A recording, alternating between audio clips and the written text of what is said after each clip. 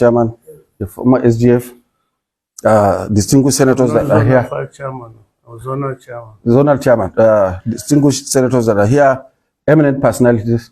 Once more, my name is Senator Mohammed Bindo Umar Jibrila, one-time governor of Adamawa State under APC. Now we are on ADC, as we all are aware. We are with our father. The most important thing is I want to give a small synopsis of what we have said here.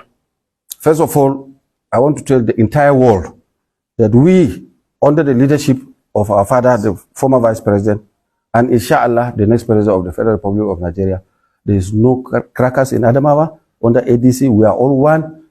We are all one people under our leader. There is no any problem. Couple of days ago, there was some publication that I said I'm leaving the party.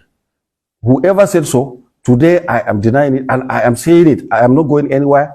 I am in ADC, and I will remain ADC.